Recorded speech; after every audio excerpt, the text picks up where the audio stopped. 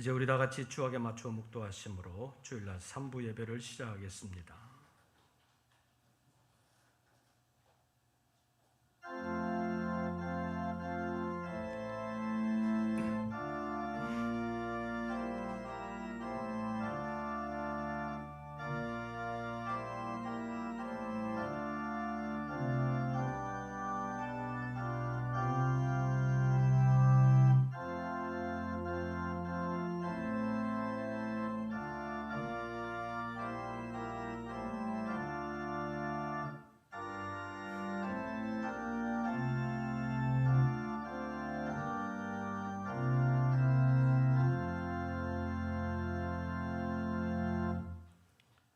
모든 육체는 풀이요 그의 모든 아름다움은 들의 꽃과 같으니 풀은 마르고 꽃이 시들면 여호와의 기운이 그 위에 불미라. 이 백성은 실로 풀이로다.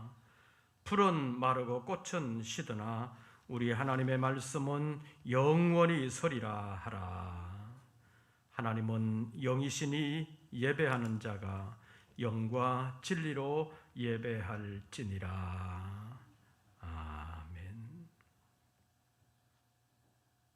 지나간 한 주간 동안의 삶에서 하나님께 온전히 영광 돌리지 못했지만, 그러나 하나님께서는 저희들을 사랑하시고 은혜 베풀어 주시기 위하여 다시 예배자의 반열에 세워주신 것을 감사합니다. 예배를 통하여 하나님의 은혜를 힘입고 하나님의 말씀을 붙들고 새롭게 시작되는 이 한 주간 하나님께 더 가까이 나아가며 하나님을 기쁘시게 하는 삶으로 하나님께 영광 돌리는 삶이 되게 하여 주시옵소서. 우리의 예배 가운데 찾아오사 머리 숙인 모든 심령들 안에 내주하시고 사랑하는 종들을 지켜주시옵소서. 오늘의 예배를 통하여 하나님 역사해 주심을 믿사오며 우리 주 예수 그리스도의 이름으로 기원하옵나이다.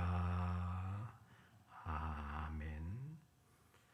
찬송가 623장을 부르시면서 하나님께 영광 돌리겠습니다.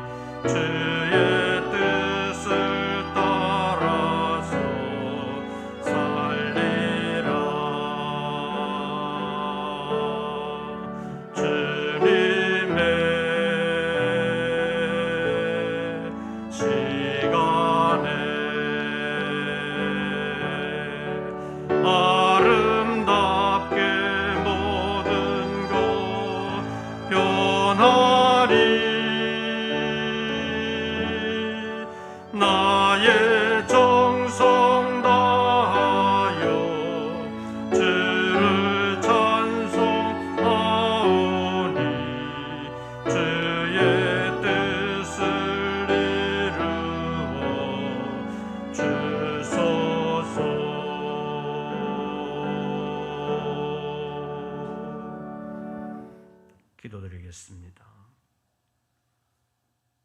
오늘도 저희들로 하여금 주의 날인 것을 기억하게 하시고 주님의 전에 찾아 나와 예배할 수 있도록 은혜 베풀어 주심을 감사합니다.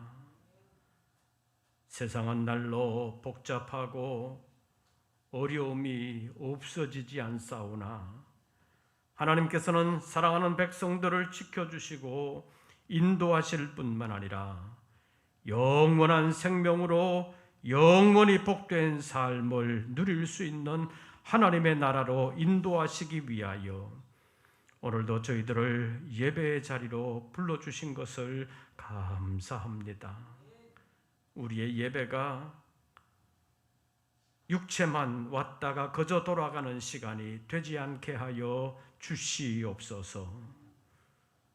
우리의 영에 주님이 찾아와 주시어서 주님을 만날 뿐만 아니라 주님과의 영적 교제가 이루어지도록 역사하여 주시옵소서. 지나간 한 주간을 살아오면서 우리의 영이 병들었던 것, 피곤했던 것 다 치료하시고 새 힘 부어 주시어서 오늘부터 시작되는 새로운 한 주간이 믿음 안에서 승리하는 한 주간이 되게 하시고 주님과의 영적 교통이 이루어지면서 주님과 동행하는 한 주간이 되게 하여 주시옵소서. 그리하여 우리의 세상에서의 삶이 하나님께 영광이 될 뿐만 아니라 많은 사람들에게 소금과 빛이 되어 하나님께 영광 돌리는 계기가 되도록 강권하여 주시옵소서. 우리의 연약함을 아시는 주님, 버려두지 않기 위하여 오늘도 예배 자리로 불러주셨사오니 오늘의 예배를 통하여 우리의 영이 변화를 받아 새로워지게 하시고 세상을 이기는 믿음의 사람으로서 한 주간을 하나님께 영광 돌리는 삶으로 살게 하여 주시옵소서. 육체가 연약하여 힘들어하는 심령들 능력의 손으로 안수해 주시어서 속히 강건함을 회복시켜 주시옵소서. 그러나 믿음이 연약하고 열심히 식어진 심령들도 있겠사오니 주님의 성령께서 찾아가 주사 믿음을 새롭게 하시고 믿음을 더 강하게 하여 주시옵소서. 그리하여 세상 유혹에 넘어가지 않게 하시고 세상의 위협 앞에서도 굴하지 아니하고 믿음을 담대하게 지키며 아름답게 승리하며 사명 감당하는 주님의 일꾼들, 그리하여 마침내 주님의 나라를 유업으로 얻는 주님의 자녀들 다 되게 하여 주시옵소서. 오늘의 예배 가운데 주님 임재하시고 역사해 주심을 믿사오며 예수님의 이름으로 기도하옵나이다. 아멘.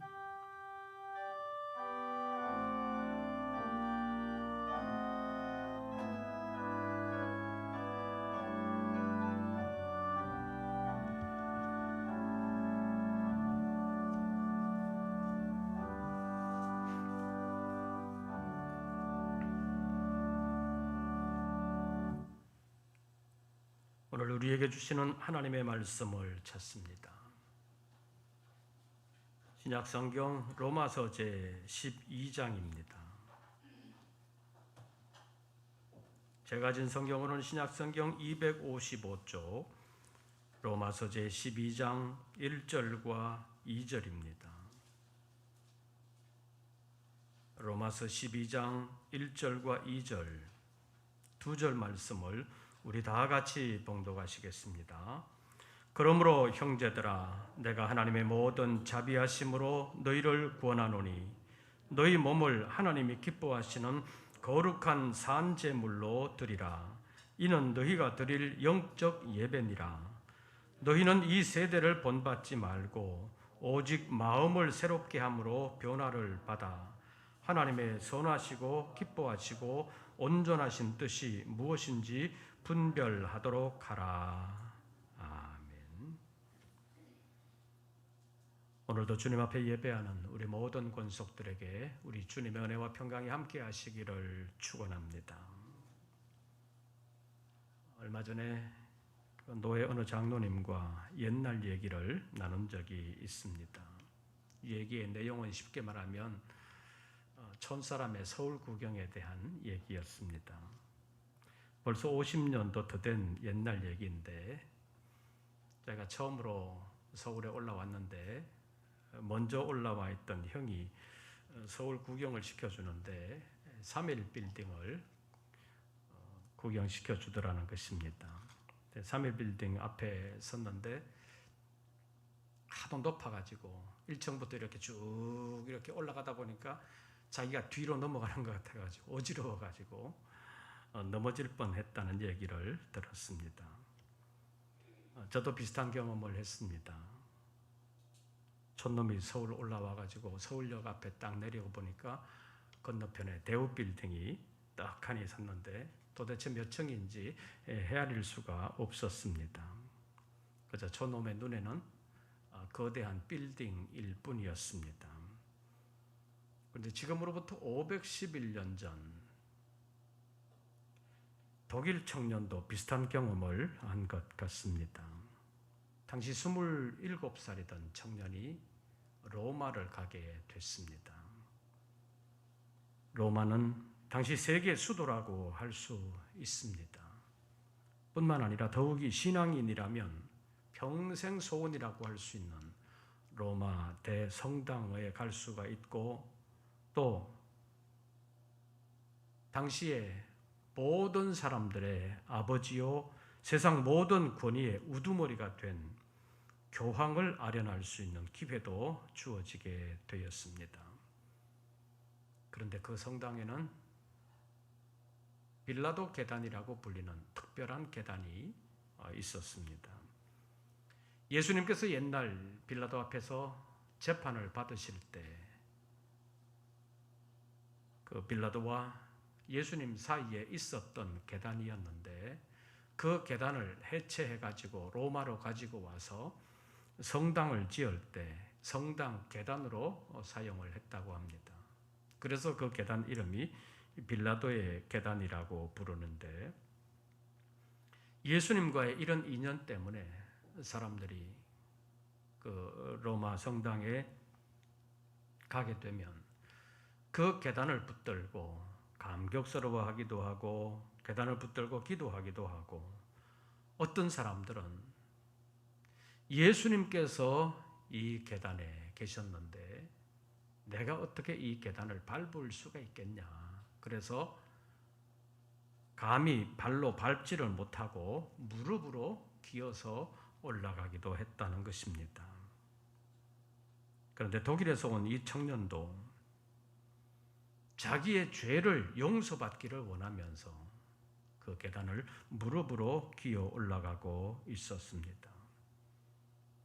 무릎에서 피가 날 정도로 무릎이 아팠지만 참았습니다.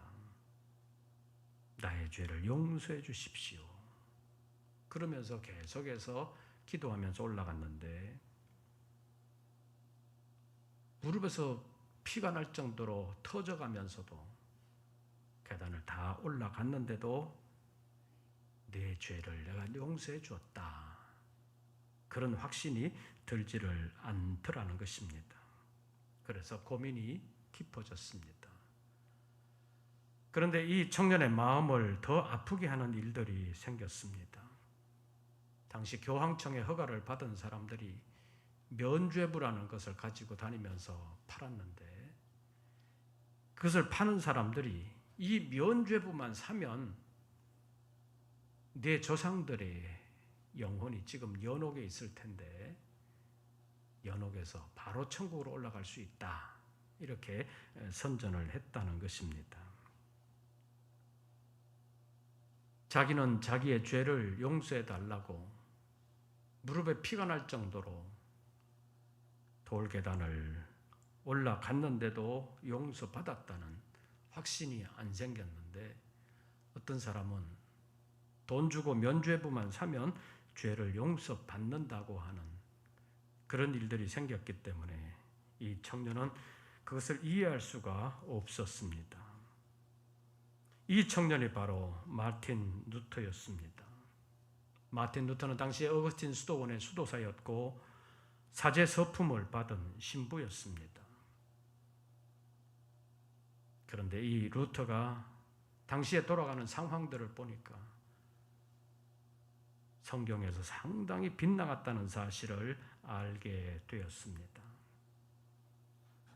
당시에는 신부라고 해서 다 성경을 잘 아는 그런 시대는 아니었습니다. 성경을 전혀 모르면서도 성직을 매수하는 일들이 많이 있었기 때문입니다.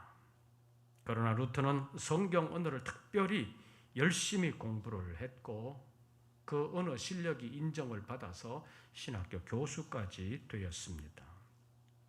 그렇기 때문에 성경을 다른 사람들보다는 훨씬 더 잘 아는 루터가 볼 때는 당시의 상황이 교황청을 비롯해서 많은 사람들이 성경에서 빗나가 있다는 사실을 알게 된 것입니다. 이런 루터가 볼 때 자신이 돌계단을 오르면서 무릎에 피가 날 정도로 회개 기도를 했는데도 불구하고 자신의 죄가 용서를 받았다는 확신이 없었는데 면죄부만 산다고 해서 조상의 죄가 용서받을 수 있다는 그 일을 도저히 받아들일 수가 없었습니다. 그래서 그 면죄부에 대한 의견서를 당시 교회 정문에다가 붙이게 되었습니다. 루터가 95개 조항으로 면죄부 판매에 대한 자기네 의견을 붙였는데 당시는 어떤 광고 사항이나 어떤 토론의 주제들이 생기면 교회 문에 붙이는 일들이 있었습니다. 그런데 루터가 그 자기 의견서를 교회 정문에다 붙였는데 자기들의 언어인 독일어로 붙인 것이 아니라 라틴어로 붙였습니다. 그러니까 일반 교인들은 제대로 읽을 수도 없는 그런 문건이었습니다.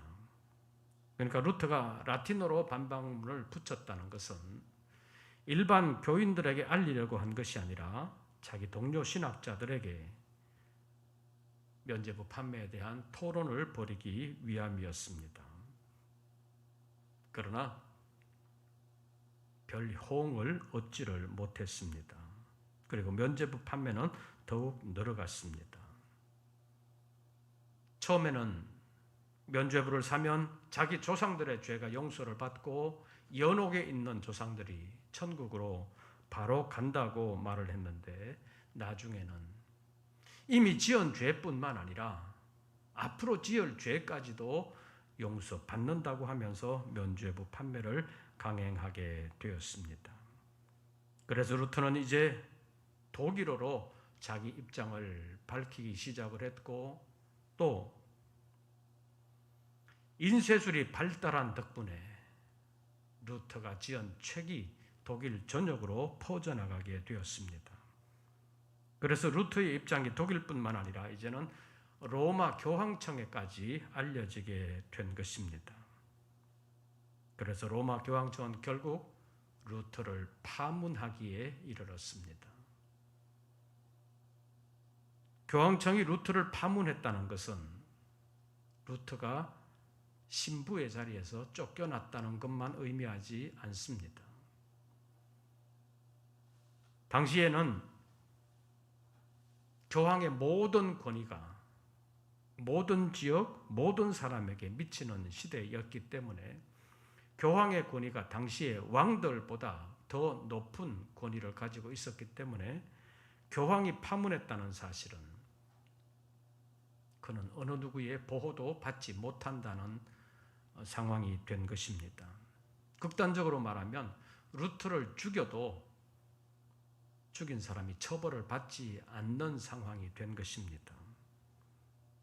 그래서 루터를 실제적으로 죽이려고 하는 사람들이 많이 생겼습니다. 그때 루터를 아끼고 루터의 입장을 지지하는 독일의 제후 왕들이 있었는데 그 왕들이 루터를 완전히 사로잡을 정도로 납치하다시피 해가지고 루터를 빼돌려서 자기 영지에서 루터를 지켜주었습니다. 루터는 다른 데 나갈 수도 없는 상황이었습니다. 그래서 루터는 숨어 지내면서 성경을 독일어로 번역하는 일을 했고, 당시 교황청의 잘못된 여러 가지 일들을 책으로 써서 당시의 여러 가지 일들이 성경에 근거하지 않고 있다는 사실을 사람들로 하여금 알게 했습니다. 루터 자신도 처음에는 신부로서의 직임을 가지고 어떻게 보면 교황청을 지키기 위해서 지금 여러 가지 잘못하는 일들이 있으니까 그것을 성경으로 돌아가게 하자, 그런 취지였는데, 그런 일들을 할수록 로마 교황청은 루터를 더욱더 압박을 했고 결국 루터를 파문하면서 건널 수 없는 강을 건너고 말았습니다. 그래서 루터는 이제는 본격적으로 독일어로 당시의 잘못된 관행들에 대하여 지적하게 되었고, 성경이 말하는 것이 무엇인지에 대하여 많은 사람들에게 알리기 시작했습니다. 이것이 16세기 종교개혁의 시발점이 된 것입니다. 그리고 나중에 종교개혁이 시작된 날짜를 정할 때 그 날짜를 루터가 95개조의 의견서를 비텐베르크 교회 정문에 붙였던 그날을 종교개혁의 시발점으로 삼은 것입니다. 그날이 1517년 10월 31일이었습니다. 그래서 오늘은 종교개혁 504주년이 되는 날입니다. 당시의 종교개혁의 기치는 첫째로 오직 성경, 두 번째로 오직 예수, 세 번째로 오직 은혜, 네 번째로 오직 믿음, 다섯 번째로 오직 하나님께의 영광이었습니다. 그것이 당시의 종교개혁의 기치가 되었다는 것은 당시는 오직 성경이 아니었다는 얘기입니다. 가톨릭의 입장은 지금도 마찬가지입니다. 우리 대한예수교 장로의 교리의 첫 번째는 성경은 하나님의 말씀이요 사람들의 신앙과 행위에 대하여 정황무한 유일의 법칙임을 믿는다는 것이 첫 번째 교리입니다. 그러니까 신구약 성경인 하나님의 말씀이 우리의 신앙이 잘못됐는지 잘 됐는지, 우리의 삶이 올바른 것인지 그런 것인지를 판단하는 유일한 기준이 된다는 것입니다. 그런데 당시에 종교개혁 당시에 세상은 그렇지 않았습니다. 성경만 그런 권위가 있는 것이 아니라 교황에게도 그런 권위가 있다. 그것이 당시의 상황이었습니다. 그리고 당시는 오직 예수도 아니었습니다. 지금 성경은 오직 예수님만이 하나님과 죄인인 우리 사이에 유일한 중보자가 되신다는 것을 말씀하고 있습니다. 요한복음 14장 6절에서 내가 곧 길이요 진리요 생명이라고 말씀하시면서 예수님께서 직접 말씀하셨습니다. 나는 하나님께 나아가는 유일한 길이다. 나는 하나님께로 인도하는 유일한 진리가 된다. 나는 사람들을 살리는 유일한 생명이다. 라는 것을 말씀하셨습니다. 그런데 당시에는 예수님 말고도 중보자가 있다는 것입니다. 그가 바로 교황이었고 교황의 파견을 받은 신부들이었습니다. 그래서 예수님을 통하지 않아도 교황을 통하거나 신부들을 통하면 하나님께 나아갈 수 있다고 받아들였고 그렇게 말했습니다. 그리고 더 나아가서 그런 사람들만이 아니라 성인이라고 불리는 그런 사람들은 사람들의 중보자가 되어서 사람들을 하나님께로 인도할 수 있다고 받아들였습니다. 사람들은 그렇게 믿었습니다. 그래서 우리는 지금 기도할 때 항상 예수님의 이름으로 기도합니다. 이렇게 말하는데 예수님만이 중보자이기 때문에 그렇게 기도할 수밖에 없습니다. 그런데 당시에는 예수님 외에 마리아의 이름으로도 기도했고 또 다른 성인의 이름으로도 기도를 했습니다. 교황청이 이 사람이 성인이다라고 인정만 하면 그를 통해서도 구원함을 받을 수 있다고 생각을 했습니다. 그래서 성인 숭배 사상이 생겼고 성골 숭배 사상이라는 것도 생겼고 성물, 성화 이런 숭배 사상도 생겼습니다. 우리나라는 옛날부터 죽은 사람의 시신을 멀리하는 경향이 있는데 서양에서는 죽은 사람의 시신을 교회 밑에 층에다가 안치실로 하는 경우가 많이 있었습니다. 그리고 그가 성인이라고 한다면 더더욱 사람들은 그 앞에 가서 기도하는 일들이 많았습니다. 성인이 남긴 물건이라고 하면 거기에도 신비한 효용이 있다고 믿고 사람들은 그것을 숭배하기도 했습니다. 그런데 그런 모든 것이 성경에 근거가 전혀 없었다는 사실입니다. 오직 하나님의 은혜로 구원받는다는 사실도 믿지 않았고 오직 믿음으로 구원 얻는다는 것도 믿지를 않았습니다. 그래서 내가 열심히 노력하면 내 공로로 내가 구원함을 얻는다고 생각을 했습니다. 오직 하나님께만 영광이 아니라 보이는 교황에게 영광 돌리기를 원했던 것이 당시의 사회상이었습니다. 그러니까 당신은 오직 성경이 아닌 그리고 오직 예수가 아닌 오직 은혜가 아닌 오직 믿음이 아닌 오직 하나님께 영광이 아닌 상태 정도가 아니라 아주 멀리 떨어져 있었다는 사실을 루터가 발견하게 된 것입니다. 그래서 오직 성경으로 오직 예수로 오직 은혜로 오직 믿음으로 돌아가 오직 하나님께만 영광 돌리는 삶을 살아야 한다. 그것이 올바른 믿음이다 라고 외쳤던 것이 종교개혁의 시작이었습니다. 그렇다면 지금 우리의 믿음, 우리의 삶은 어떻습니까? 오직 성경에 근거하고 있습니까? 우리가 하는 모든 일이, 우리가 믿는 모든 것이 성경에 근거를 두고 있습니까?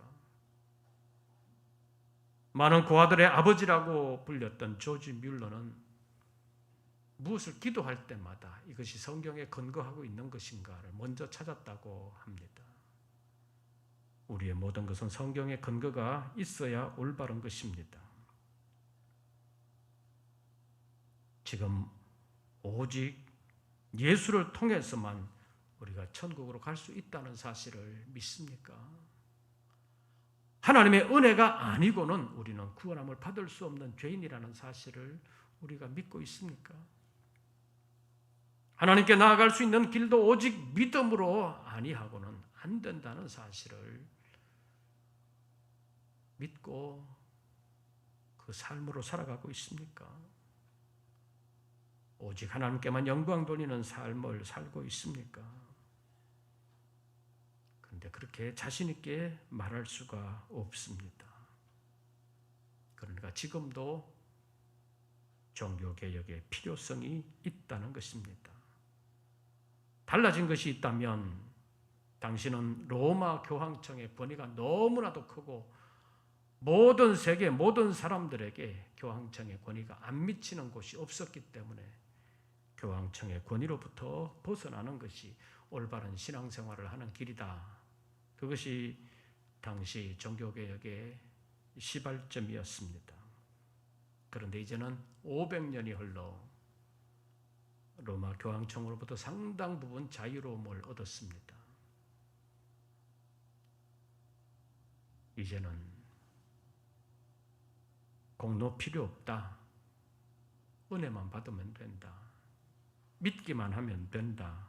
라는 것 때문에 우리의 삶에서 삶의 열매로 하나님께 영광 돌리는 것이 너무나도 약해진 시대에 살고 있습니다. 전에도 말씀드렸다시피 예수 믿는 사람들이 말은 하는데 실제 삶은 하나님께 영광 돌리는 삶이 아니었고 사람들에게도 인정받는 삶이 아니었기 때문에 예수 믿는 사람들은 입만 살았다는 그런 핀잔을 받기도 하는 사회가 됐습니다. 이제 종교개혁은 우리의 삶이 하나님께 영광 돌리는 삶으로 돌아가야 한다는 것입니다. 그래서 오늘 종교개혁 제504주년이 되는 이날 개혁자들의 삶을 본받을 뿐만 아니라 우리의 믿음도 성경적인 삶으로 돌아가기 위해서 하나님이 기뻐하시는 삶이라는 제목으로 본문 말씀을 상고하려고 합니다. 첫째로 개혁자들이 원했던 믿음과 삶은 하나님을 기쁘시게 하는 삶이었습니다. 오직 성경, 오직 예수, 오직 은혜, 오직 믿음, 오직 하나님께 영광이라는 것이 결국 무엇입니까? 하나님을 기쁘시게 하는 삶이 되어야 한다는 것입니다. 그런데 오늘 본문에서 바울 사도는 우리의 몸으로 하나님께 영광 돌리는 삶을 살아야 한다는 것을 교훈하고 있습니다. 1절 말씀에서 내가 하나님의 모든 자비하심으로 너희를 권하노니 너희 몸을 하나님이 기뻐하시는 거룩한 산 제물로 드리라고 말씀을 했습니다. 신앙은 구호에 그치는 것이 아닙니다.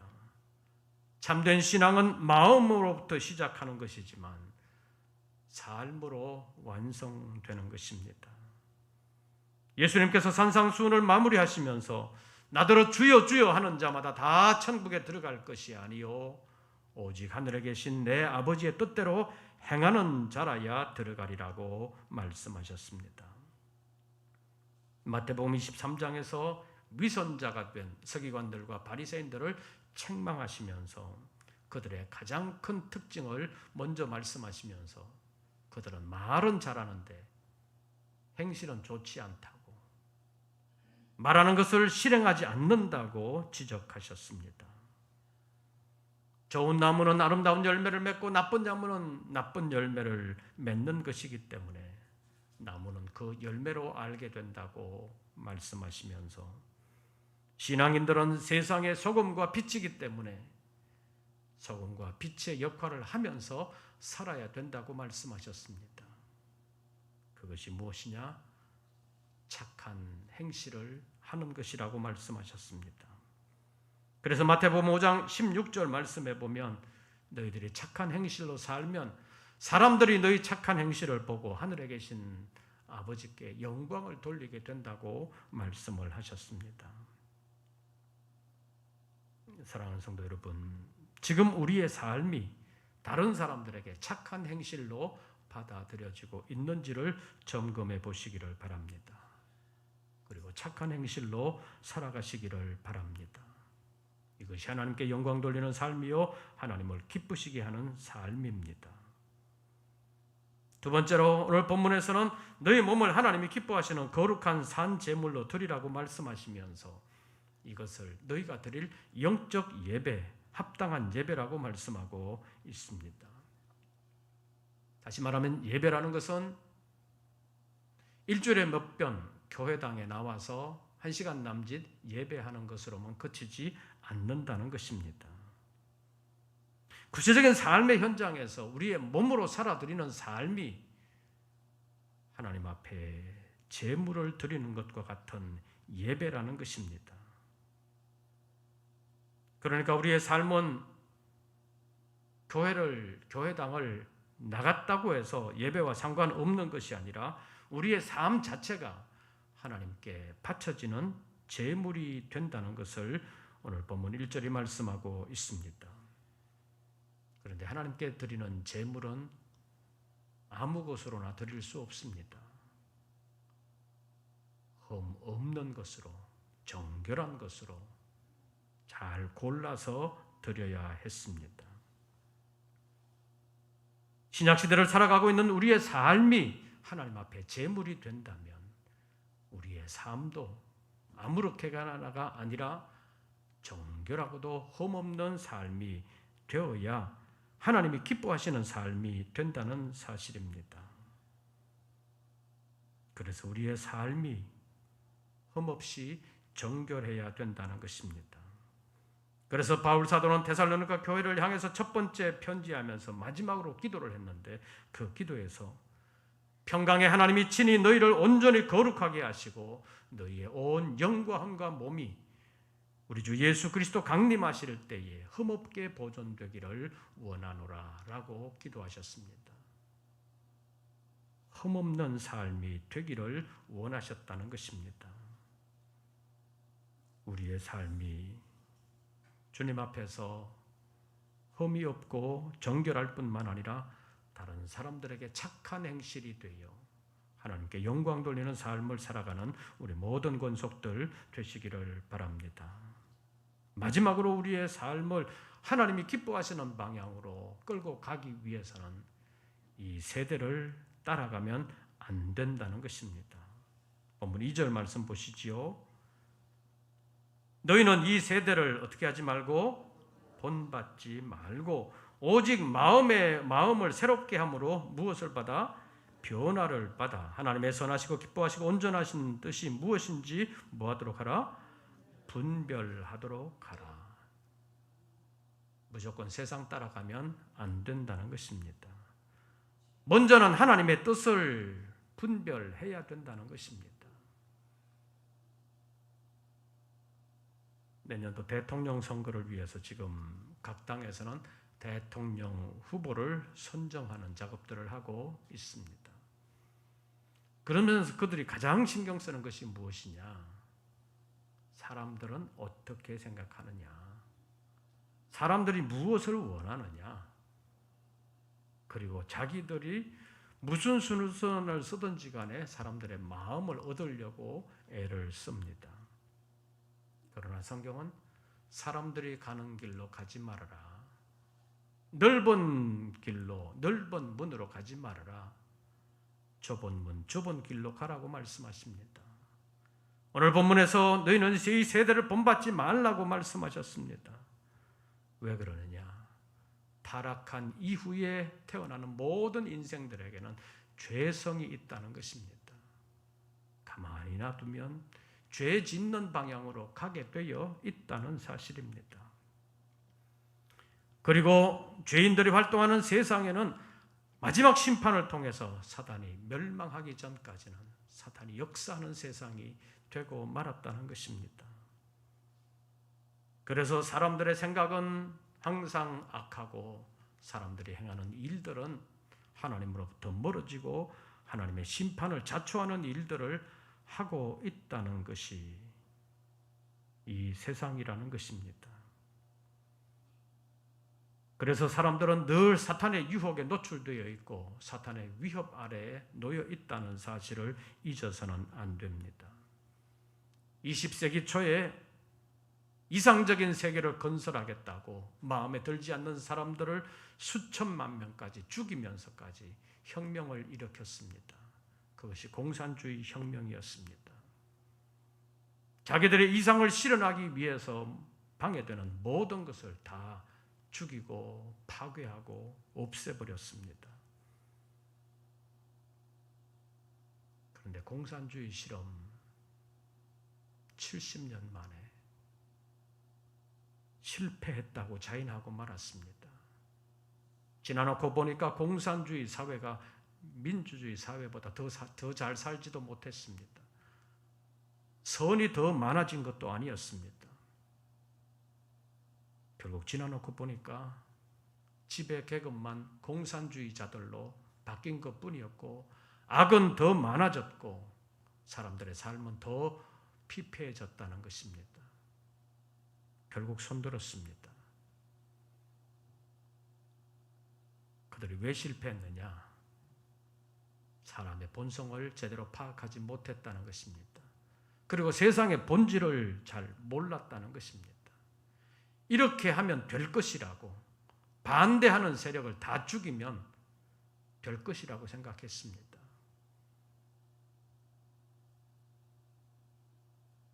그러나 세상은 그렇지 않습니다. 사람은 악합니다.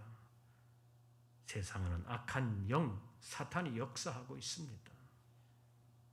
그래서 결국 공산주의 실험은 실패하고 만 것입니다. 오늘 본문에서 무엇을 말씀하십니까? 너희가 하나님을 기쁘시게 하는 삶을 살아드리기 위해서는 이 세대를 따라가면 안 된다. 세대를 본받으면 안 된다. 마음을 새롭게 함으로 변화를 받아야 된다. 하나님의 뜻이 무엇인지 먼저 분별해야 된다라는 것을 말씀하고 있습니다.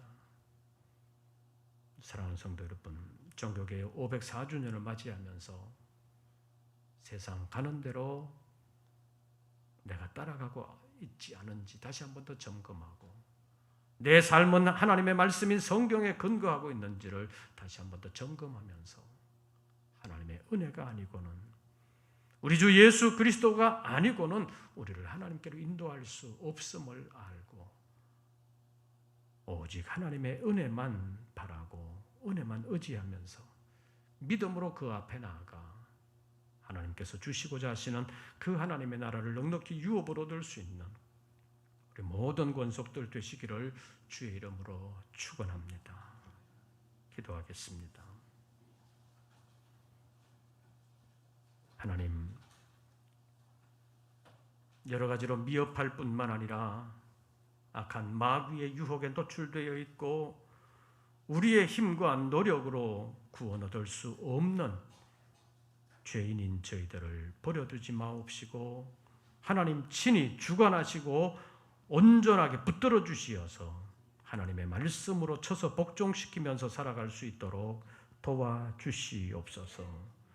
제대를 본받지 아니하고 변화를 받아서 하나님의 말씀을 알고 그 말씀을 붙잡고 말씀을 이루어드리는 삶으로 하나님께 영광 돌리게 하여 주시옵소서. 예수님의 이름으로 기도하옵나이다. 아멘. 찬송가 433장을 부르시면서 준비하신 예물 드리겠습니다.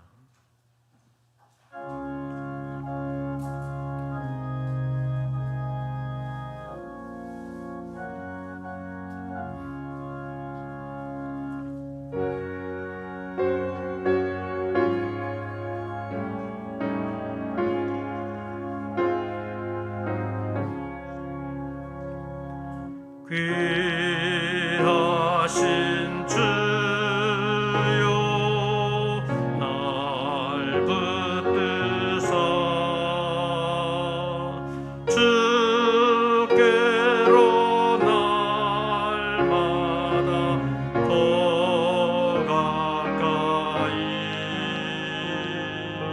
저 하늘 나라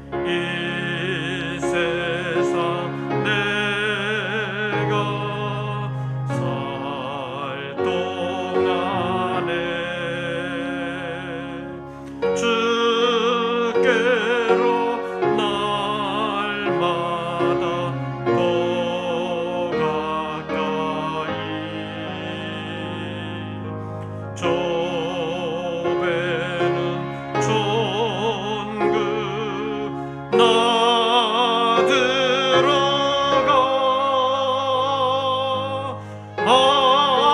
한없는 복락을 가오도록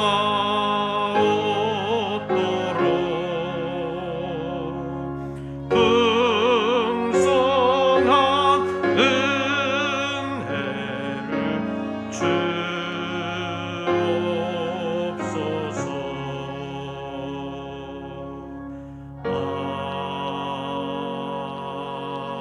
아멘.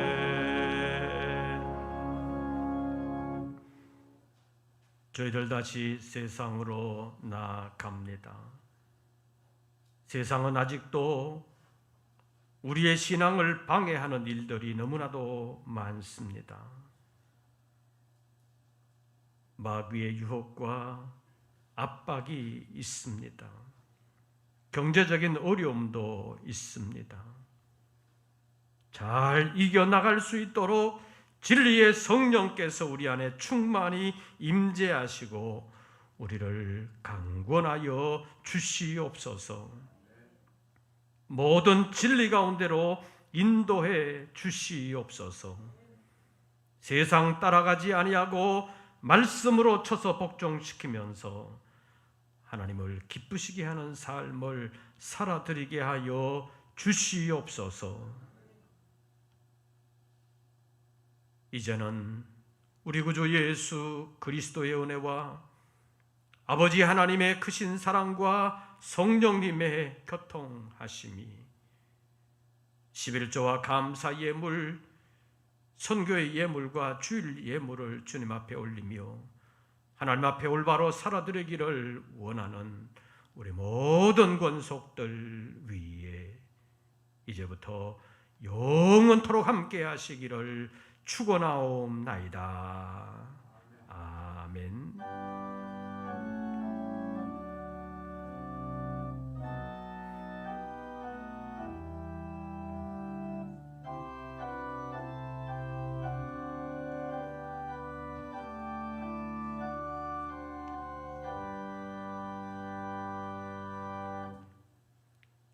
광고 말씀을 드리겠습니다.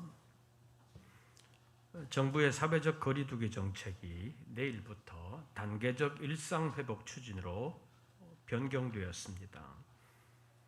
그래서 내일부터 수도권의 사회적 사적 모임은 10명까지, 정규 예배는 오늘까지는 10% 범위 내에서 대면 예배가 가능했는데 이제 내일부터는 50% 범위 내에서 대면 예배가 가능하게 됐습니다.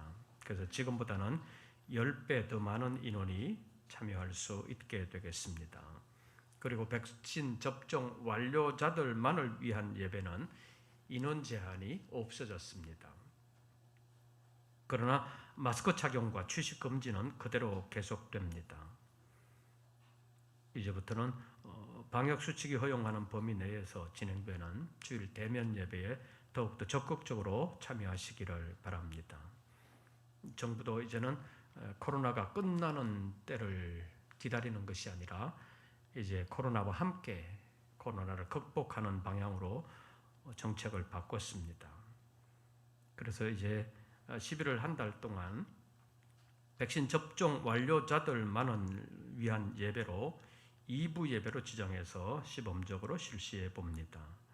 접종 미완료자들은 2부 예배를 제외한 1부나 3부 예배에 참여해 주시기를 바라고, 접종 완료하신 분들은 어느 예배나 참여하실 수 있습니다.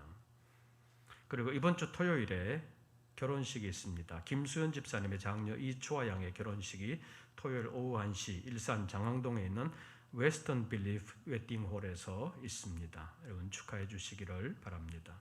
나머지 광고들은 주보를 참고해 주시기를 바랍니다. 새로운 한 주간 주 안에서 평안하시고 승리하시기를 빕니다. 이것으로서 3부 예배를 모두 마치겠습니다.